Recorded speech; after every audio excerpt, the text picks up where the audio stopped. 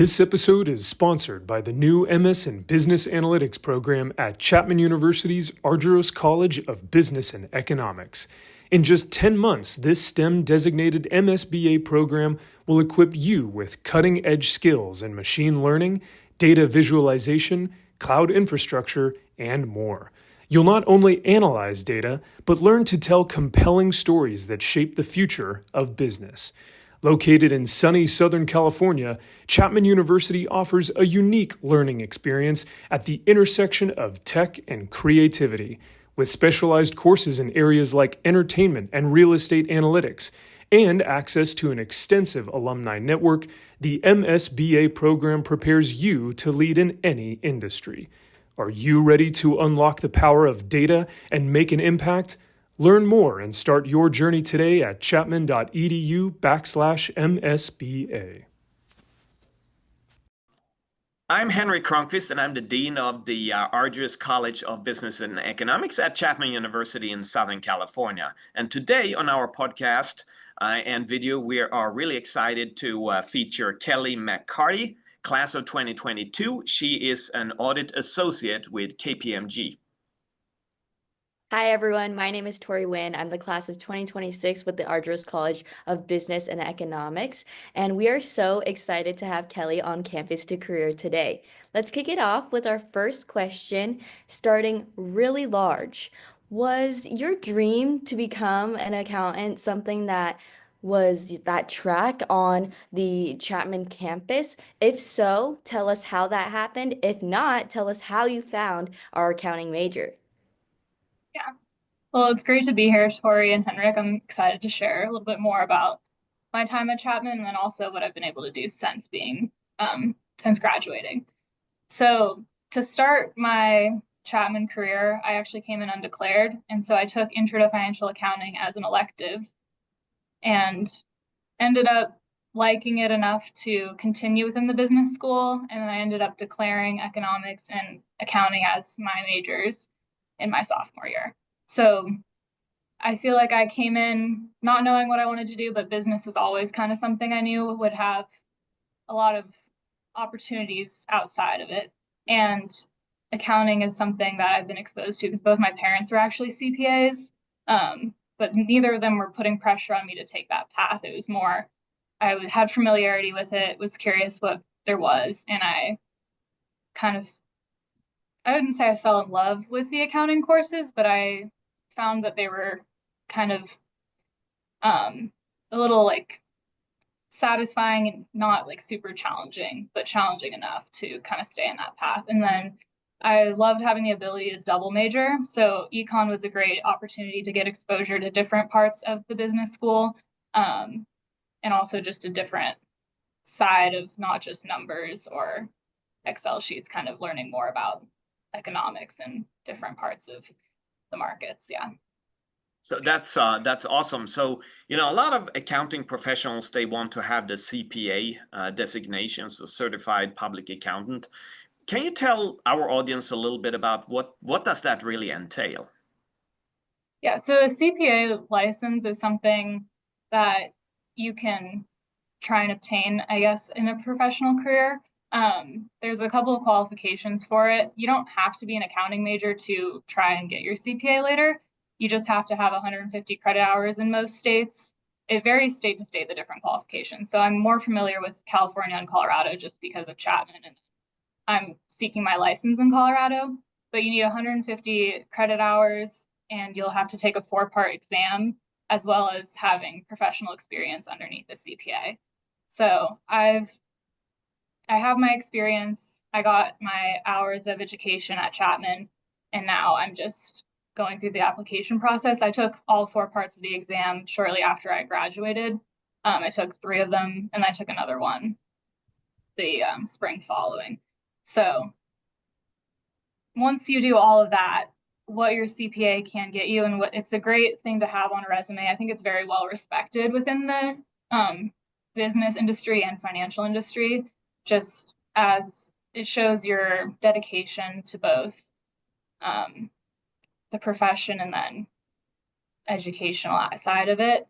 And I think it's interesting because at my current level, it's not something that you would need, but the further you get from college, I think it's a lot harder to sit for the exam just because it's very much like to keep the like studying side of it down.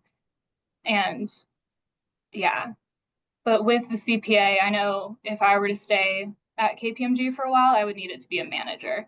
And in the audit side, if you're a manager and you have your CPA license, you can sign on audit opinions or sign off within our internal opinions. I know the opinions are actually signed by the firm. So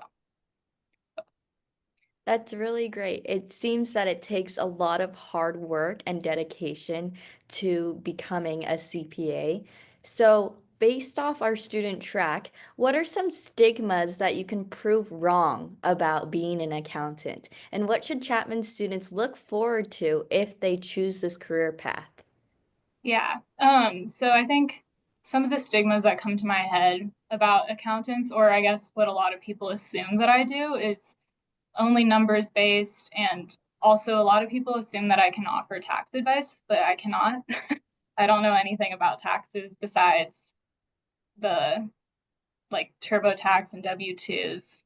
But I would say that there's a lot to look forward to in the accounting industry, and a lot of it's evolving as AI is becoming a bigger piece of it. Even my job over the last 3 years has kind of a lot of the time consuming work is now being streamlined by use of AI and being able to also offshore certain parts of work. So you're getting more exposure to technical matters and more of those challenging but interesting topics. And that's something that I've really enjoyed seeing how AI and using offshore work has developed it.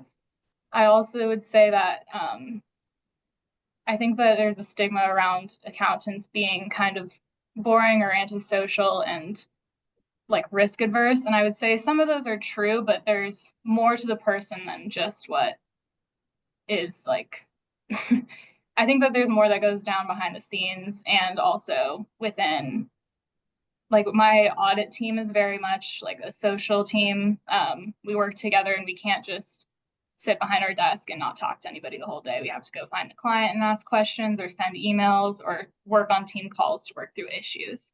So I would say that there's a lot to look forward to. And with how technology and use of AI has been increasing, I think that the profession will just continue to develop, but there will always be a space for a human to help with.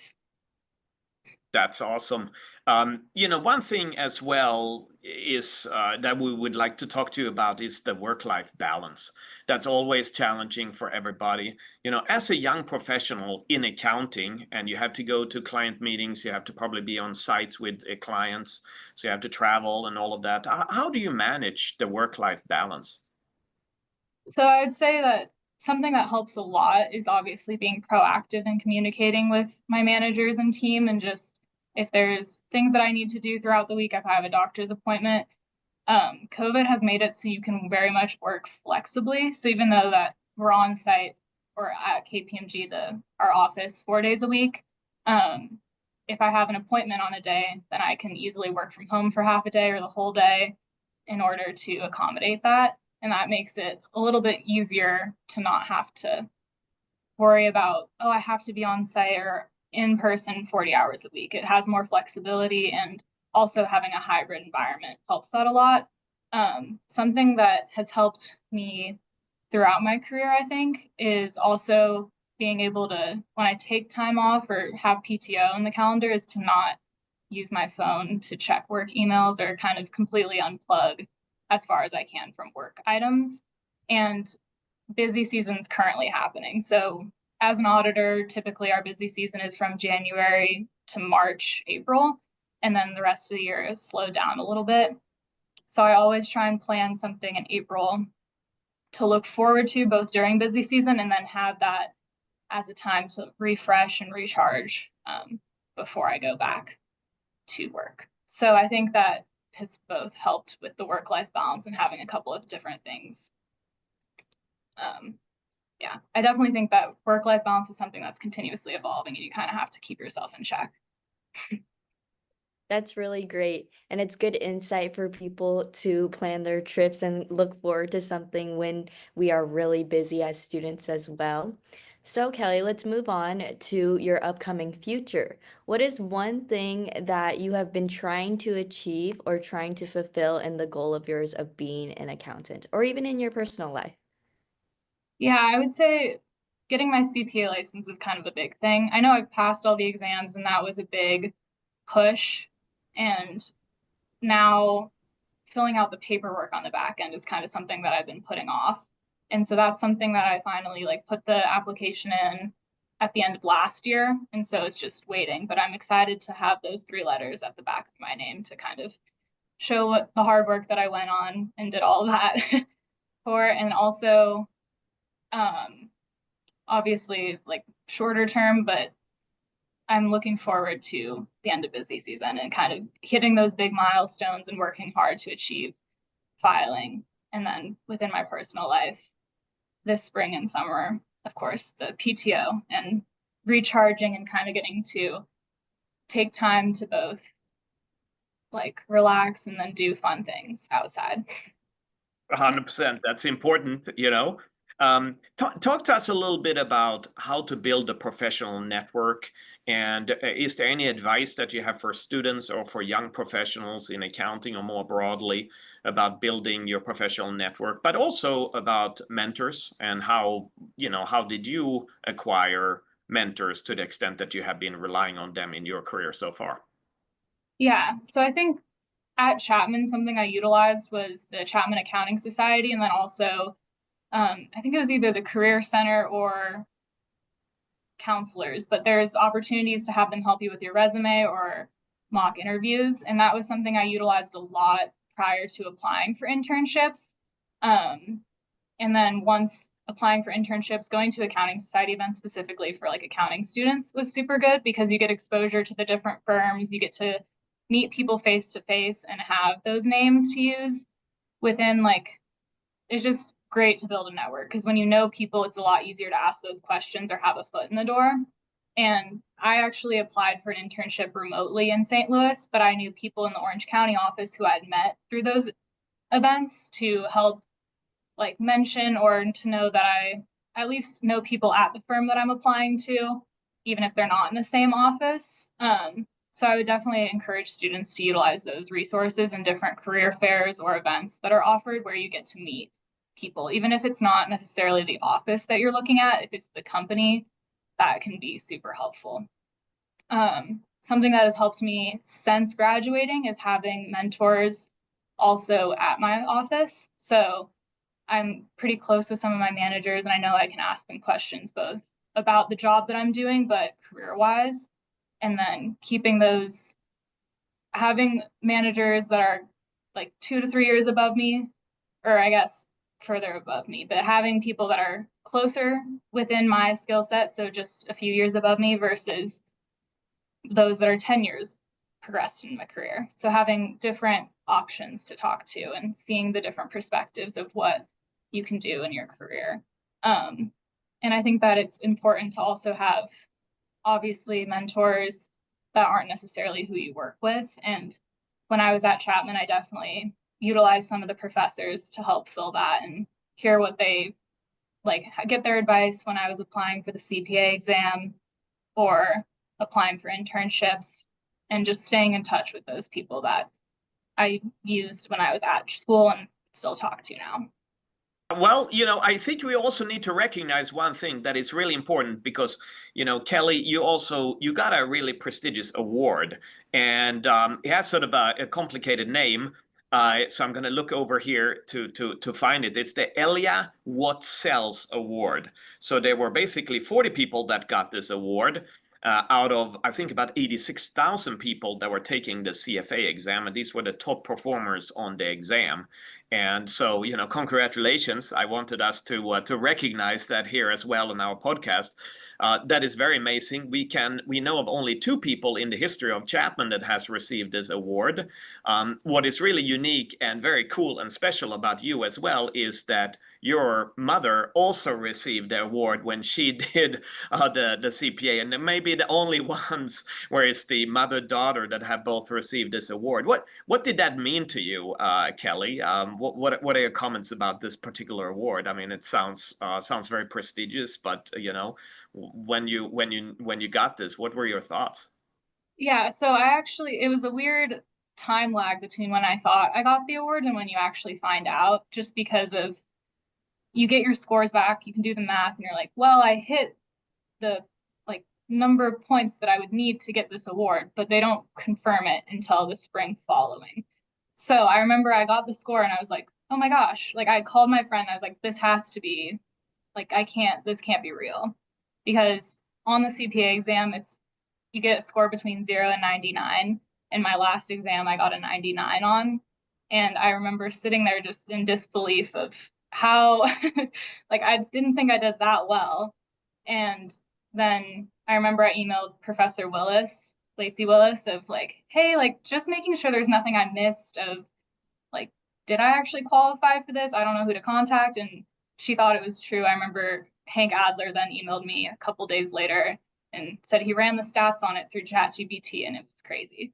But overall, I would say that I was just kind of like in disbelief for a while. But now I feel like a lot of my friends say I talk a little bit too casually about it, given how big of an accomplishment it is. But yeah, I don't know. It's still something that is interesting. And It's okay. The beauty of the award is that you don't really have to talk about it. It speaks for itself, right? that's true. Yeah, I would agree. And something that was fun about it is I actually didn't realize that my mom had the award until after I got it myself. So there wasn't like external pressure of trying to continue the legacy. I knew she did well on her CPA exams, but I didn't put 2 and 2 together that she had also got the Elijah Watt cells.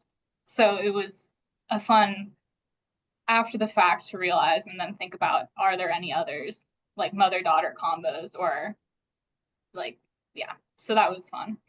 Yeah, what an amazing story. Hey, we have had the pleasure today to be talking to Kelly McCarty, class of 2022 at Chapman, and she's working as an audit associate at KPMG. We look forward to following your amazing career. You have just got started, and we will be there to support you going forward. So thank you so much for your time today. Yeah, thank you. It was great to be here.